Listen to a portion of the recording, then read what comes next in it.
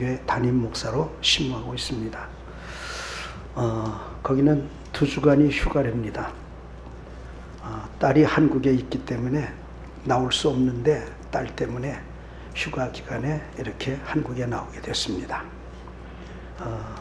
우리 손 목사는 총신대학원을 졸업하고 또 총신에서 석사학위를 받았습니다.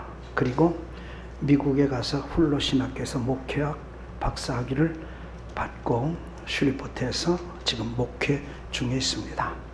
딸 때문에 나올 수 없는 형편인데 이번에 2주간 휴가 동안에 나와서 오늘 우리 교회에서 말씀을 선포하게 됐습니다. 나오셔서 말씀 선포할 때 여러분 큰 은혜 있으시기를 바랍니다.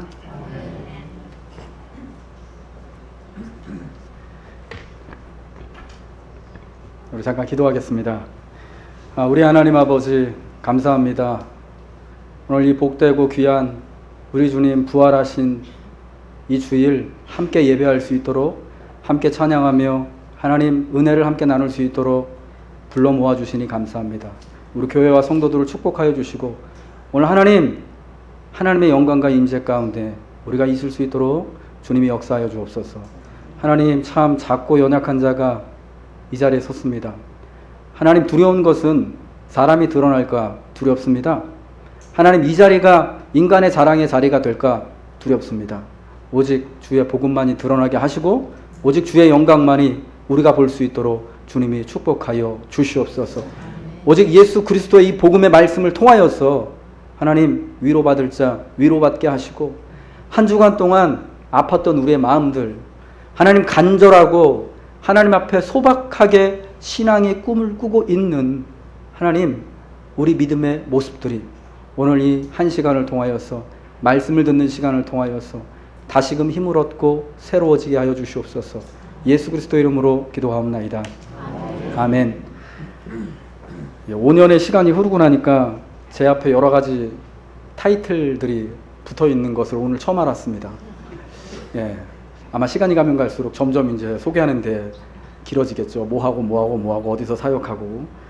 근데 사실은 이런 타이틀들이 우리들 사람들 앞에 특별히 내세우고 저 사람을 증명하고 참 귀하게 보여지고 능력 있는 것 같아. 뭔가 something 스페셜하게 있는 것 같아 라고 그런 기대감을 갖게 만드는 것 같습니다. 근데 여러분들 속지 마십시오. 네, 저는 그렇게 소개한 것만큼 제가 사실은 저 스스로한테요 좀 그렇게 좀 다짐을 하는 것 같아요. 나는 그렇게 대단한 사람 아니다. 나는 그렇게 훌륭한 사람이 아니다. 나는 사실은 이렇게 하나님을 대신해서 복음을 이야기할 만한 사실은 그런 그릇 되는 사람이 아니다라고 계속 이 속에서 스스로를 향해서 경고해야만 우리가 하나님 앞에 바로 설 수 있을 것 같습니다. 특별히 참 먼저 감사의 말씀 드릴 것은요. 저희 유학기간 통해서 특별히 한 5년 시간이 지금 이렇게 흘렀는데 저희들 공부를 위해서 교회에서 계속해서 기도해 주시고 목사님, 사모님은 당연히 저희를 위해서 기도해 주시겠지만 또 교회가 또 같이 또 이렇게 또 기도해 주신 거 참 감사의 말씀드립니다. 이렇게 잘 과정을 또 시간 내에 마치고요. 그리고 또 은혜로 또 이렇게 또 사역할 수 있게 되는 게 스스로 잘나서 우리 힘으로만 이렇게 되는 것이 아니다라고 생각합니다. 뒤에서 함께 기도해 주시고 또 격려해 주시는 우리 교회와 또 가족분들 또 성도 여러분들이 있기 때문에 이렇게 또 저희가 또 이 자리에 이렇게 또 설 수 있었다라고 생각합니다. 그리고 또 특별히 저희 너무나 사랑하는 우리 은서를 또 위해서 같이 기도해 주시고 또 주일마다 또 함께 또 우리 교사로서 또 수고해 주시고 돌봐주시고 가르쳐 주시고 또 사랑해 주시고 격려해 주셔서 너무 여러분 감사의 말씀 드립니다. 제가 우리 딸아이를 이제 지난주 와가지고 6개월 만에 처음 봤거든요. 이 마음이 너무 진짜 너무 좋고 또 너무 또 뿌듯하고 또 그런데 또 마음이 미어지는 듯한 그런 마음이 들었습니다. 특별히 우리 아이를 또 곁에서 또 봐주시고 여러분 또 바라봐 주셔서 너무 감사의 말씀 드립니다. 저희가 저희 가정이요, 여러분들은 또 이 귀한 사랑과 격려와 기도가 있기 때문에 앞으로도 계속해서 또 복음의 일을 위해서 힘있게 우리가 또 사역을 감당하고 살아갈 수 있을 줄로 믿습니다. 피차간에 이것이 또 하나님의 은혜로서 하나님의 영광으로 우리 교회 가운데 또 나타났으면 좋겠습니다. 사무엘하 이 13장부터 18장까지요. 여러분 총 6장에 걸쳐서 우리는 다윗의 아들이었던 압살롬의 이야기를 듣게 됩니다. 특별히 이 압살롬 이야기에 대해서 그 다윗의 아들이었던 압살롬에 대해서 가장 분명하고 간략하게 압살롬은 이런 사람이었다. 압살롬의 인생은 이런 인생이었다라는 것을 보여주는 본문이 그 6장의 긴 본문 가운데 특별히 오늘 우리가 본 사무엘하 14장 25절부터 26절에 나와 있는 본문입니다. 압살롬은 이 다윗의 세 번째 아들로 헤브론에서 태어났습니다. 이 아들이 태어났을 때요, 다윗은 이 압살롬에 대한 특별한 기대감을 가지고 있었던 것 같아요. 그래서 그 이름을 압살롬이라고 지었어요. 여러분, 압살롬의 이름의 뜻이 뭐냐면 평화의 아비, 평강의 아버지라는 그런 뜻이에요. 이 히브리어로 아브라는 뜻이 아버지라는 뜻이고, 샬롬이 여러분 다 알고 계시죠? 평화, 평강이라는 뜻이에요. 그래서 압살롬은 평강의 아버지, 평화의 아빠 뭐 이런 뜻을 가지게 되는 것이죠. 그래서 다윗이 이 압살롬이 태어났을 때 그 이름을 압살롬, 평화의 아비가 되라 라는 뜻으로 지은 것은 이 아들이 태어나서 이제 자기에게도 물론이고 자기의 온 가정에게도 물론이고 온 나라 가운데 하나님이 주시는 평화와 평강이 임하기를 원했던 겁니다. 여러분, 그 당시 다윗이 가장 원했던 것이 여러분 무엇이었겠습니까? 사울이 죽는 거? 아니면은 그가 사울의 뒤를 이어서 왕이 되는 거요? 모든 이스라엘 12지파의 지지를 받고 이제 자기 나라와 함께 항상 대립에 있었던 팔레스타인 정복하고 고대 근동 가운데 가장 강대한 여러분 그런 나라, 하나님 나라를 이루는 거, 여러분 이런 것을 다윗이 그 당시 가장 원했던 게 아니에요. 이 아들의 이름을 보면 알 수가 있지만요, 다윗이 사실 그때 제일 원했던 것은 하나님의 샬롬, 평강이었어요. 은혜였어요. 그게 왜 그랬냐면요, 우리가 알고 있는 것처럼 다윗은 10년 이상을 사울을 피해서 여기저기 도망 다녔어요. 이스라엘의 이 광야로 저 광야로 이 굴로 저 굴로 하다못해 가다 못해가지고 결국은 블레셋 가드로 망명했어요. 여러분 다 알고 계시잖아요. 그러다가 이제 이 사울이 죽고 나서 다시금 돌아오잖아요. 이스라엘로 돌아와서 헤브론에서 유다 지파만의 왕이 되어서 7년 6개월을 다스립니다. 근데 헤브론에서 왕이 돼서 7년 6개월 동안 있으면서도 사실은 다윗은 반쪽짜리 왕이었고, 왜냐하면 나머지 11지파는 여전히 사울의 집안을 쫓고 있었고요. 그 7년 6개월 동안에 계속해서 다윗과 사울의 집안 사이에 전쟁이 있었어요. 그러니까 나라가 둘로 나뉘어서 계속해서 치고받고 싸움을 하고 있었어요. 물론 그 와중에 다윗이 점점 강성하여지고 모든 이스라엘을 이제 한 나라로 통일하는 그러한 여러분 일들을 이루게 되는데, 얼마나 피곤한 인생을 사실은 살고 있는 겁니까? 드디어 30이 되어가지고 왕이 되었지만 여전히 다윗에게는 평화가 없어요. 안정이 없어요. 물론 하나님의 은혜 가운데 그가 늘 거하며 살아가고 있지만 그런 전쟁이 없는 평강, 누가 내 목숨을 노리고 있지는 않는가에서 오는 그런 두려움이 없는 여러분 그러한 삶을 항상 살고 있었던 거예요. 그래서 이 아들, 세 번째 아들이 태어났을 때는 이제는 더 이상 내가 이 사는 것 때문에 두렵지 않았으면 좋겠다. 내 삶의 인생에 평강만 가득했으면 좋겠다. 우리 가정에 좋은 일만 있었으면 좋겠다. 이젠 나라에 더 이상 전쟁이 없었으면 좋겠고 저 블레셋하고 이렇게 싸우느라고 항상 고생하지 않았으면 좋겠다라는 뜻에서 이 아들의 이름을 압살롬이라고 지은 거예요. 이 아들이 태어나서 자기에게뿐만 아니라 가정에 그리고 온 나라에 하나님이 실현하시는 진정한 평화가 일어나기를 소망하는 마음을 다윗은 가지고 있었죠.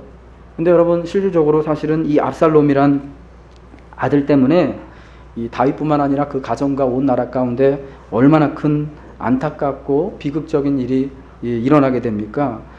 그가 사실은 아버지와 나라에 대해서 크게 두 가지 큰 비극적인 일을 저지르죠. 첫 번째는 자기의 누인 다말 사건 때문에, 다말 때문에 다윗의 장남 그리고 자기의 큰 형인 암논을 살해해요.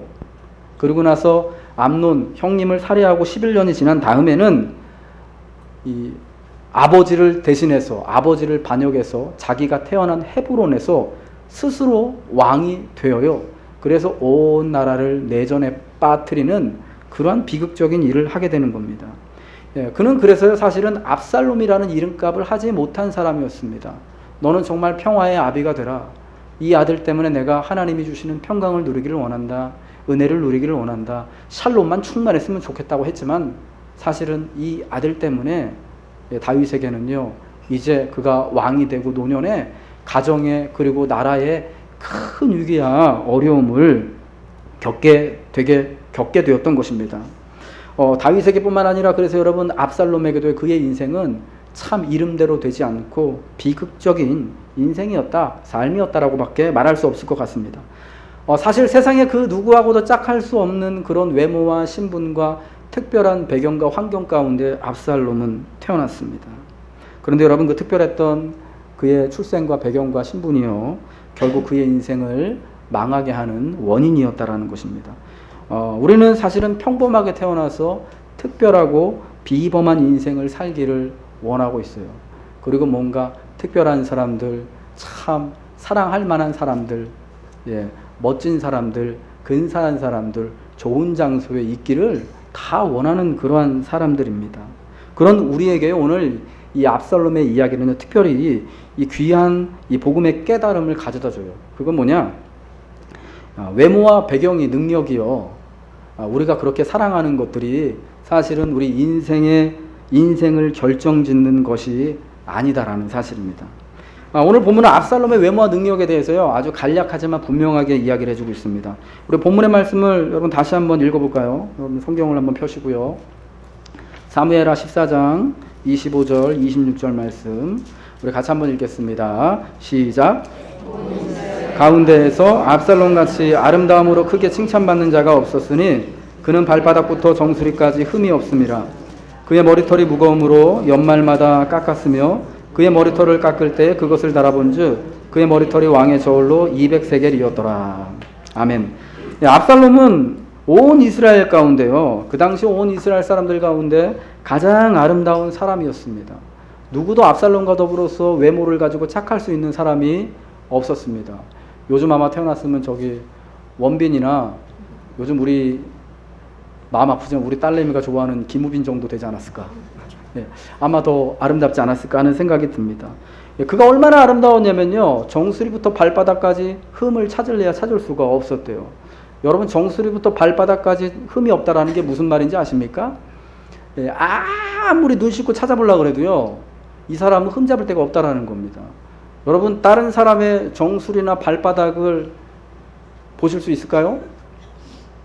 쉽게 볼 수 없죠. 내가 저 사람, 저 손 목사님 정수리 한번 봐야겠다. 뭐 혹시 쌍감한지. 그러면 어떻게 해야 될까요? 저를 강제적으로 넘어뜨린 다음에, 그러기 전에는 어떤 사람의 뭐 정수리나 발바닥을 본다라는 거는 사실은 뭐 그게 쉬운 일이 아니에요. 완력을 써야지, 강제적으로 해야지 되는 일이에요. 그러니까 그 말은 뭐냐면, 아무리 눈 씻고 찾아보려고 해도 압살롬의 외모에 대해서는요, 특별히 흠잡을 데가 정말 하나도 없었다라는 거예요. 그냥 이렇게 보기에도 그렇고, 정말 짝할 사람이 없나?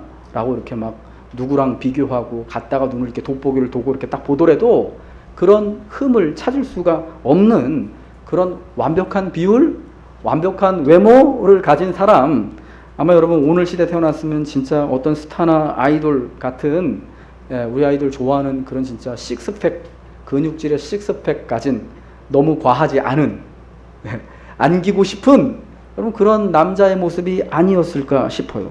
또한 오늘 보니까 그의 머리털은 정말 풍성했다라고 말씀해주고 있습니다. 이 압살롬이 1년마다 한 번씩 머리털을 깎았는데, 그 깎은 그 머리털을 왕의 저울로 쟀더니 200세겔이 나왔대요. 200세겔은요, 파운드로는 5파운드 정도고, 킬로그램으로 하면 한 2.3kg 정도 되는 겁니다. 그럼 굉장한 무게죠. 여러분 한번 1년 동안 머리 자르지 않으셨다가 미장원에 가셔서 헤어샵 가셔서 한번 잘라보세요. 그게 과연 2.3kg 나오는지 얼마나 나오는지 아마 훨씬 안 될 거예요. 여러분 고대에 그 당시 이 고대 근동에서 머리털은요 능력을 상징하는 거예요. 힘을 상징하는 거예요. 삼손을 생각하시면 아실 것 같습니다. 삼손의 그 엄청난 능력과 이 권세와 파워가 어디 있습니까? 삼손의 그 지혜가 그의 힘의 근원이 바로 머리털이었어요. 이 압살롬의 머리숱이 이렇게 풍성했다. 해마다 한 번씩 깎을 때 왕의 저울로 200세겔 2.3kg나 되는 머리털이 나왔다라고 하는 거는 이 사람의 능력이요, 이 사람이 풍기는 아우라가 엄청났다라는 걸 말씀해 주고 있는 겁니다. 그러니까 쉽게 말해서 압살롬은요, 외모적으로도 짝할 수가 없는, 감히 비교할 만한 사람이 없는 그런 완벽한 남자였고요. 그리고 그가 능력, 그의 지혜, 뭐 이런 것도요, 감히 그 당시에 누구를 갖다가 데려다 놓고 야, 이 압살롬과 비슷하다라고 할 만한 그런 사람이 없었다라는 것입니다. 아마 그러한 압살롬의 이러한 모습을 보았기 때문에 사람들은 그 당시 여러분 온 이스라엘 사람들이 압살롬을 보면서 크게 성경의 말씀 보니까 칭찬했대요. 외모를 칭찬하고 그의 이런 이 권위 있는 모습을 칭찬한 거죠. 그럴 수밖에 없었을 거예요. 그러면서 이 압살롬이 아버지 다윗을 뒤이어서 왕이 될 만한 사람으로 사람들이 이야기하지 않았겠습니까? 어떤 사람들은 여러분 다윗 왕에게 이야기하지 않았겠습니까? 다윗이 이 왕자가 다윗에게는 아들이 20명 있었고요. 겁나게 많죠. 그리고 딸이 하나가 있었어요. 이 20명의 왕자 중에서 과연 다윗의 뒤를 이어서 누가 왕이 될 것이냐? 왕이시오. 세 번째 왕자. 압살롬만한 사람이 없습니다. 외모적으로, 능력적으로. 그리고 여러분 또 압살롬이요, 이 사람의 마음을 참 잘 이해해주고 사람의 마음을 잘 보담아주는 여러분 그러한 사람이었습니다.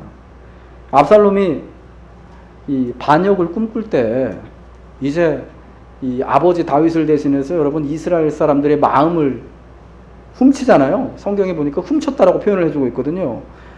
이 왕에게 사람들이 여러 가지 또 송사할 거리를, 재판할 거리를 가지고 올라오면은 압살롬이 대신 그 이야기를 들어주고 이 사람들의 마음을 가로채 간 겁니다.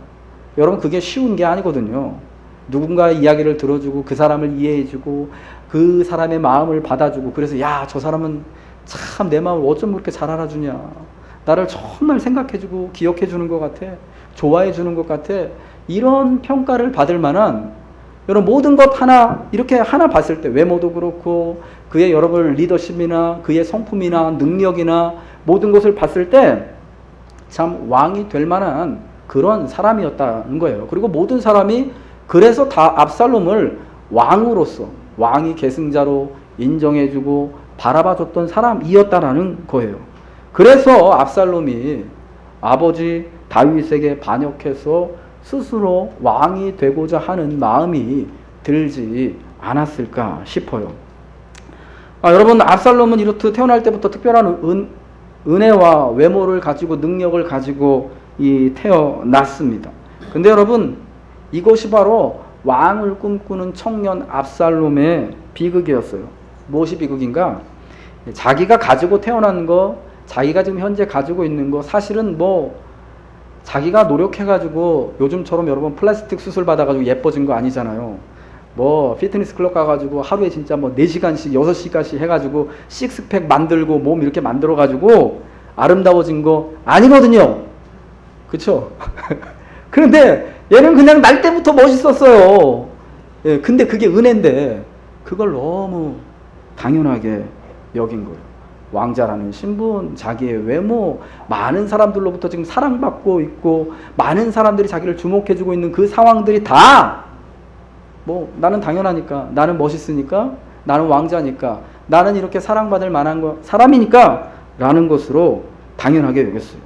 여러분 그래서 압살롬은 이름처럼 평화의 아비로 살지 못하고 도리어 반란으로 말미암아 비극적인 죽음을 당한 그런 사람이 된 것입니다.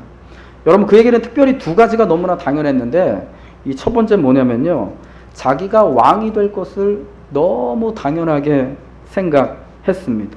그리고 왕의 자리를 매우 욕망했지요. 압살롬은 세 번째 아들로 태어났습니다. 다윗이 헤브론에서요, 이제 유다 지파의 왕이 되면서 7년 6개월 다스릴 때 아들을 넷을 낳았어요. 여러분 이때 낳은 아들들이 참 중요한 아들들이고 어쩌면 참 다윗에게 큰 위로가 되는 그런 아들들이었는데 누구냐면 첫 번째가 압살롬이 살해한 암논. 요 사람이 이제 다윗의 장자예요. 장남. 첫 번째 아들이라서 아마 굉장한 기대가 있었을 거예요. 그런데 여러분 우리가 사무엘하 13장 스토리를 읽어보면은 암논이라는 사람은 마치 야곱의 첫 번째 아들 누구죠? 다 아시면서 얘기를 안 하시죠? 르우벤처럼 탁월하지 못한 그런 사람이었던 것 같아요. 자기의 여동생, 비록 어머니는 다르지만 친여동생인 다말을 욕보이죠. 예. 이 사람은 르우벤 같은 그런 사람이었어요. 뭐 그냥 아마 다윗의 장남이었기 때문에 이도 참 훌륭하고 멋있었겠지만은 그래서 사실은 그 사건 때문에 아마 그 사건 하나가 이 사람이 그렇게 탁월한 사람이 아니었다라는 것을 보여주는 것 같아요. 그래서 이 사람은 뭐 그렇게 뭐 왕위 계승권자로서 특별히 눈에 띄는 사람이 아니었을 수도 있었다라고 우리가 말할 수 있을 것 같습니다. 그 다음에 두 번째가 다윗의 두 번째 부인이었던 아비가일이 낳은 아들이었는데 이름이 길르압입니다. 근데 여러분 길르압이라는 이름은 성경에 딱 한 번 나와요.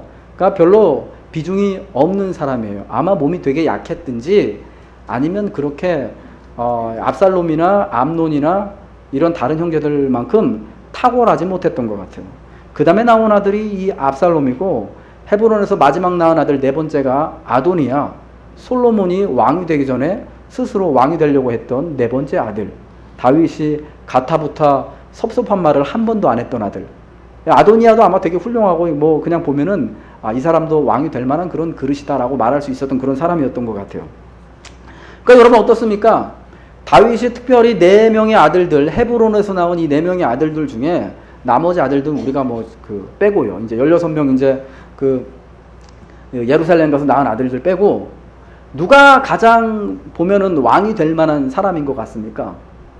누가 보더라도 압살롬이 가장 뒤를 이어서 후계자가 될 만한 이스라엘의 왕이 될 만한 그런 사람이다라는 게 그냥 보이는 거예요. 압살롬이 여러분 자연스럽게 왕에 대한 자리를 생각할 수밖에 없지 않겠습니까? 이제 아버지 대신에 내가 왕이 될 거다라는 마음 갖지 않겠습니까? 많은 사람들이 그렇게 이야기하고 있으니까 여러분 마음에 이렇게 계속 생각이 들겠죠. 그런데 여러분 왕이란 자리가 특별히 이스라엘의 왕이란 자리가 그 자리는 어떤 자리입니까? 왕이 될 신분으로 태어났기 때문에 압살롬처럼 왕자의 신분이고 많은 사람들에게 정말 외모적으로 짝할 수 없고 능력이 있고 왕이 될 만한 권세와 능력이 있고 그리고 모든 사람들의 마음을 가지고 있고 인기를 누리고 있는 모르겠어요. 오늘날처럼 선거해가지고 대통령을 뽑고 국회의원 뽑고 그리고 또 구의원들 뽑고 교육감 뽑고 서울시장 뽑았으면은 이 사람이 분명 됐을 겁니다. 선거했으면은 투표했으면은. 근데 여러분 이스라엘 왕의 자리는 그런 자리가 아니었습니다.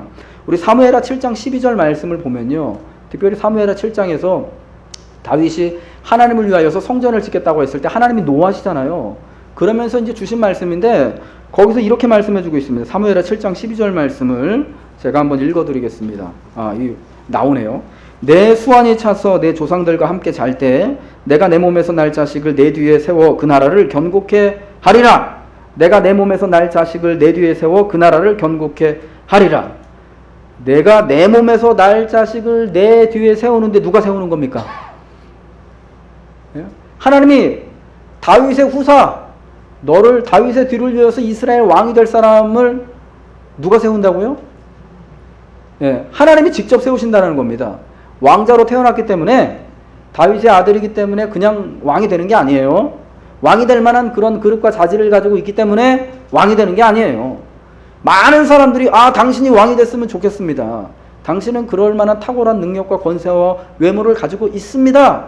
많은 국민들이 사람들이 당신을 지지합니다라고 해가지고 왕이 되는 자리가 아니었다라는 거예요. 하나님이 세워주셔야만 왕이 될 수 있는 것입니다. 사랑하는 여러분, 이러한 말씀은요, 오늘 우리에게도 그대로 적용되는 줄로 믿습니다. 내가 특별히 특별한 능력이 있고 많은 사람들이 우리를 지지해주고 내가 하는 일 가운데 어떤 결과가 분명하게 드러나고 모든 사람들이 좋아해 주기 때문에 여러분 내가 지금 하고 있는 일 그 분야에서 저 같은 경우면은 목사이기 때문에 목회라는 그 분야에서 목양을 하고 교회를 섬기는 그 분야에서 제가 높아지고 탁월해지고 하는 게 아니에요. 하나님이 그런 것들 우리한테 허락해 주시고 하나님이 어제부터 그리고 오늘 그리고 이제 내일까지 하나님이 순간순간 내가 그런 모습이 되어질 수 있도록 하나님이 이끌어 주시기 때문에 탁월해지기도 하는 거고요. 좀 못나지기도 하는 거고 또 하나님이 그렇게 이끌어 주시기 때문에 우리가 그 자리에 가서 살게 되고 그 자리에 그러한 모습으로 지낼 수 있다는 것을 우리가 꼭 기억해야 할 줄로 믿습니다. 예, 두 번째로요. 압살롬은 자신은 아무런 죄가 없다고 생각했어요. 그러니까 나에 대해서는 누구도 책 잡을 수 없다라는 것을 당연하게 여긴 겁니다. 왜요? 자신은 정수리부터 발끝까지 아무리 찾아보려도 아무런 흠도 없는 사람이기 때문에요. 압살롬이요, 자기 형 암논을 살해하고요, 자기 외할아버지인 그수랑 달메네로 도망갔어요. 그리고 거기서 3년을 지냈죠.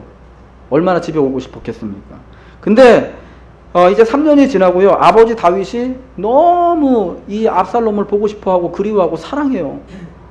얼마나 예쁜 자식이겠어요. 예, 참 그거 보면 참 아버지들의 그런 마음이라는 거는, 예, 우리 부모님들의 마음이라는 거는 참 애달프고 안타까운 것 같아요. 그래서 이런 다윗의 마음을 알기 때문에 요압이요, 술수를 써가지고 이제 압살롬을 3년 만에 예루살렘으로 불러들여요. 다윗이 압살롬을 오라고 명령을 해요.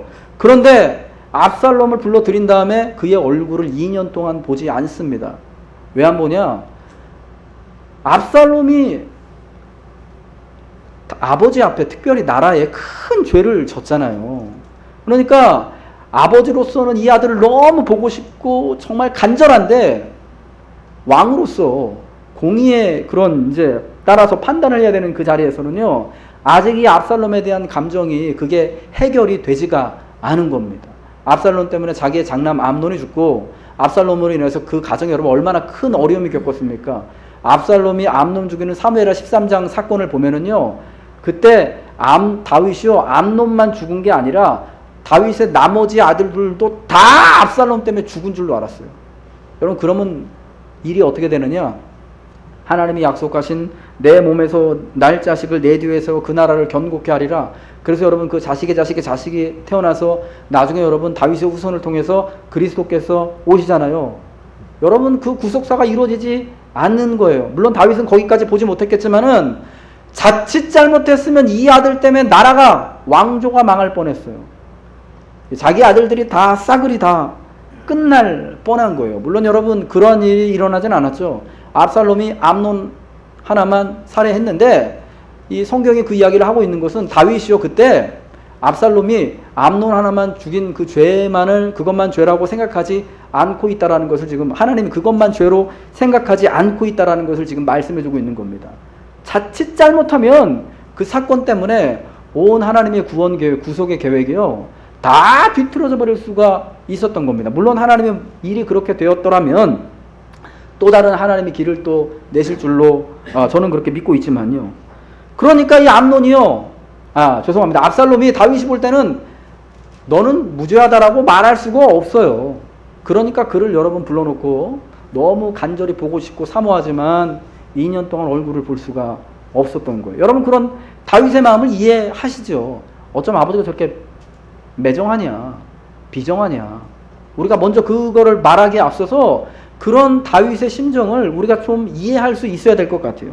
근데 여러분, 이 똑같은 사건을 보는 이 아들 압살롬의 태도는 어떻습니까? 사무엘하 14장 32절 말씀 한번 볼까요? 예, 우리 같이 한번 읽겠습니다. 시작. 압살롬이 요압에게 대답하되 내가 일찍이 사람을 내게 보내 너를 이리로 오라고 청한 것은 내가 너를 왕께 보내 아뢰게 하기를 어찌하여 내가 그 술에서 돌아오게 되었나이까? 이때까지 거기에 있는 것이 내게 나았으리이다 하려 함이로라. 이제는 내가 나로 하여금 왕의 얼굴을 볼 수 있게 하라. 내가 만일 죄가 있으면 왕이 나를 죽이시는 것이 옳으니라 하는지라. 여기가 재밌어요. 내가 만일 죄가 있으면 왕이 나를 죽이는 것이 옳다. 이게 여러분 뭘 얘기하는 겁니까? 나는 죄가 없다라는 이야기예요. 압살롬이 5년을 아버지 얼굴을 못 봤어요. 도망가 있느라고. 3년 가 있었죠. 그리고 이제 예루살렘 돌아와서 2년이 됐죠. 아버지를 참 이 아들도 보고 싶었을 거예요. 아버지가 불러놓고 자기를 보지 않으니까 얼마나 화가 났겠어요. 원망스러웠겠어요. 아버지가 세상에 나한테 어쩜 이럴 수가 있나. 그러고 나서 여러분 그게 단초가 돼가지고 반역을 일으키잖아요. 아들이 아버지에 대해서요. 여러분 왜 이런 일들이 일어났냐면요. 이 압살롬의 죄에 대한 태도 때문에 그래요. 만일 내가 죄가 있으면 내가 왕이 나를 죽는 것도 옳다 라고 말한 곧 이 죄에 대한 태도가 문제였던 겁니다. 자기는 죄가 없다라는 거죠.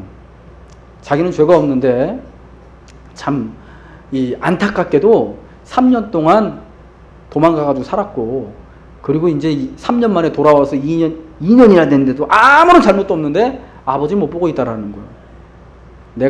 내가 불의한 게 아니라 지금 우리 아버지 왕인 다윗이 이에 대해서 얼마나 불의하냐, 얼마나 그건 옳지 않은 거냐라고 지금 말하고 있는 거예요. 여러분 과연 정말 압살롬이 죄가 없습니까? 지금 제가 앞서서 말씀드렸지만 자기 큰형 살해하고 그걸로 말미암아서 아버지 마음을 아프게 하고 온 자기의 그 형제들을 다 위험에 빠뜨릴 뻔한 여러분 그런 큰 죄를 졌잖아요. 근데 그는 죄가 없다고 말해요. 왜 그러냐? 이게 여러분 우리가 레위기법에 관련해서 좀 이해를 해볼 필요가 있어요.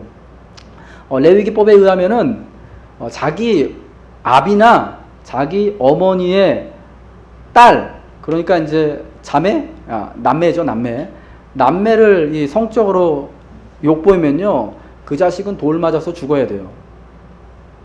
예. 그리고 그래서 압살롬이 암논을 살해한 게요, 자기 이 논리대로는 타당한 거예요. 암논은 그런 죄를 졌으니까 돌에 맞아 죽어야 되는 거거든요. 근데 그거를 단지 자기가 개인적으로 복수한 것 뿐이에요. 그리고 어떻습니까? 그 레위기법에 또 여러분 또 그 부지 중에 살인 사건이 일어나면은 그 죽임을 당한 그 사람의 형제가 그 고의성이 없더라도 그 죽인 사람에 대하여서 직접 찾아가서 보복할 수 있는 그런 권리가 있어요. 그래서 여러분 이스라엘 중에 도피성이라는 게 있었잖아요. 혹시 고의가 아닌데 실수로 사람을 죽게 만들었어요. 뭐 나무를 베다가 도끼날이 빠져가지고 막 뒤통수 맞고 이제 한 사람 죽고, 그래서 이 사람은 그 피해 보복자를 만나면 죽을 수 있으니까 도피성에 가서 얼마 동안 숨어 있다가 다시 자기 고향으로 돌아오는 그런 제도가 옛날 이스라엘에 있었어요. 그러니까 여러분 압살롬이요, 자기 친누이인 다말이 그런 일을 당했어요. 법에 따라서 나는 당연히 내 누이의 이러한 수치를 보복할 수 있는 권리가 있다 라고 여겼을 거예요. 그리고 그거에 따라서 암논을 살해한 거예요. 두 가지 법이 자기를 지지해주고 있잖아요. 예. 그러니까 자기는 어떻게 생각했냐? 아마 이렇게 생각했을지 몰라요. 나는 오히려 하나님의 법과 공의를 지키고 준행하는 사람이다. 그 일을 사실은 누가 해야 되느냐? 암논 사건이 일어났을 때 아버지 다윗이 그것을 직접 처리를 했었어야 되는데 그걸 못하니까 압살롬이 나서서 한 거거든요, 사실은. 그러니까 나는 그런 면에서 보면은 아버지보다 내가 더 공의롭다. 나는 사실 왕으로서 해야 할 일을 내가 한 것뿐이다 라고 자기의 행동에 대하여서 그렇게 정당성을 부여하고, 오히려 이게 의로운 행동, 하나님의 법을 세우고 하나님의 공의를 이 땅에 진짜 강같이 흐르게 하는 이러한 일이다라고 여겼던 거예요. 그래서 여러분 자기는 아무런 죄가 없다고 말할 수 있는 거고, 아무런 죄도 없는 나에 대하여서 이제 아버지가 보지도 않고 어떻게 말하면 학대하고 있는 거잖아요. 그런 상황에 대하여서 오히려 아버지한테 책망을 돌리고 반역을 준비하게 되는 것이죠. 비교할 수 없이 아름다웠던 그의 외모, 그리고 왕자라, 세 번째 왕위 계승권자라는 신분, 그리고 그의 신분과 외모에 걸맞는 그의 능력은요, 이렇듯 내가 왕이 되는 것도 너무 당연하고 나는 어떠한 잘못과 죄악도 저지르지 않는 완벽한 남자, 내가 하는 일은 다 하나님의 공이고 하나님의 법을 세우는 일이다 라고 확신하게 만들게 되었다는 것입니다. 여러분 이 모습이 바로 여러분 괴물의 모습 아닙니까? 자기가 죽어 마땅한 죄를 져놓고도 회개하지 아니하고 뉘우치지 아니하는 모습, 오히려 내가 맞다, 내가 스탠다드다, 내가 의롭다라고 주장할 수 있는 게 여러분 이게 괴물의 모습 아니겠습니까? 이 땅을 살면서 우리가 여러분 압살롬 같은 사람들을 얼마나 많이 이 세상에서 만나고 있습니까? 나는 이러한 근사한 외모가 있기 때문에, 집안의 배경이 있기 때문에, 권력이 있고 돈이 있기 때문에, 명예가 있기 때문에 내가 이렇게 오히려 이 자리에서 하는 내가 하는 모든 말은 다 스탠다드가 되고, 내가 하는 모든 것들이 다 모든 사람들이 따라야만 하는 일들이 된다 라고 생각하는 여러분 그런 교만한 모습들이 우리 가운데 얼마나 많이 있습니까? 나는 참 압살롬처럼 많은 사람들이 나를 지지해주고 사랑해주기 때문에 내가 무슨 짓을 하든지 간에, 내가 무슨 말을 하든지 간에 나를 지지하는 저 사람들로 인하여서 나는 항상 든든하다, 안전하다 라고 여기는 경우들 얼마나 많이 있습니까? 근데 여러분, 사실은 우리가 하나님 앞에 내가 죄인이다라고 늘 고백하고 엎드리는 게 사실은 은혜다라는 것을 우리가 여러분 기억해야 합니다. 사람은 하나님 앞에서요, 물론 우리는 압살롬 같은 그런 큰 죄악과 잘못을 저지른 사람들 아닙니다. 부지 중에 살해라는 일도 우리는 할 수 없고요. 그 마음으로라도 우리는 진짜 왕에 대하여서, 물론 우리가 그런 신분도 안 되지만 내가 왕이 되겠다 설칠 수 있는 여러분 그러한 죄를 짓는 사람들도 아닙니다. 근데 여러분 여전히 우리 안에도 여러분 그런 죄와 악함이 있다라는 것을 하나님 앞에 우리는 철저히 엎드려서 고백해야 되는 겁니다. 2007년에 평양대부운동, 그 평양대부응을 기념해서 커다란 집회가요, 우리 교단을 중심으로 있었습니다. 그때 돌아가신 오카는 목사님께서 설교를 맡아서 설교하시면서 아주 통렬하게 자기 반성을 하시고 회개를 하신 게 너무 유명하잖아요. 주님, 제가 죄인입니다. 제가 죽일 죄인입니다. 제가 바로 한국교회를 이렇게 힘들게 하고 병들게 하고 어렵게 하고 사회로부터 지탄받게 한 그런 주모자입니다. 나를 용서해 주시옵소서. 너무 통렬하게 그렇게 본인이 죄인임을 지적하시고 설교하시고 우셨어요. 근데 여러분 그 돌아가신 그분이 오카노 목사님이 무슨 그렇게 큰 잘못을 솔직히 저질렀습니까? 무슨 뭐 나쁜 짓을 했습니까? 돈을 이용을 했겠습니까? 그분이 아니면 자기가 가지고 있는 지위 그리고 그 타이틀을 이용해서 자기 유익을 위해서 뭔가를 했습니까? 안 그러셨잖아요. 예. 사실은 우리가 볼 때는 뭐 그냥 존경만 받을 만한 분인 것 같고, 저희 이근수 목사님처럼요. 저에게는 이근수 목사님하고 저희 돌아가신 오카는 목사님이 동급인데, 그냥 보면은 그냥 존경할 만하고 그냥 따르기만, 저분대로 따라가면 진짜 훌륭한 다들 목회자가 되고 성도가 될 것 같고 그리스도의 제자가 될 것만 같은 그분인데도 불구하고 본인은 내가 죄인이라고 하나님 앞에, 그때 여러분 그 많이 모여있는 몇만 명이 모여있는 그 앞에서 은퇴하신 이제 원로 되신 그 암으로 진짜 투병하시면서 고생하시던 여러분 그 목사님이 그렇게 통렬하게 내가 죄인이라고 고백하면서 회개한 거예요. 하나님 앞에는 여러분 누구든지 그럴 수밖에 없다라는 것을 우리는 반드시 기억해야 됩니다. 여러분 이 압살롬의 인생의 마지막에 결국은 어떻게 됐습니까? 이 자기가 그렇게 자랑하던 자기 머리카락 때문에 결국은 죽지 않습니까? 전쟁 중에 패해서 노새를 타고 도망가다가 상수리 나무까지에 자기 머리털이 걸리잖아요. 그래서 공중에 대롱대롱 매달려 있는 것을 요압이 가서 창으로 찔려 죽이고, 그가 이제 그 가지에서 떨어졌을 때 요압과 함께 했던 소년들이 그를 찔러서, 여러 명이 찔러서 비참한 죽음을 맞이하게 되는 것입니다. 자기가 자랑하고 내 능력이라고 여겼던 그 머리카락 때문에 죽은 거죠. 삼손이 머리 밀리고 나서 능욕당한 거하고 여러분 똑같습니다. 사랑하는 여러분, 압살롬의 아름다움과 신분을 칭찬하고 사랑했던 많은 사람들이 있었습니다. 오늘 우리도 아마 압살롬을 본다면 틀림없이 그를 칭찬하고 저렇게 아름다운 사람이 없을 거야.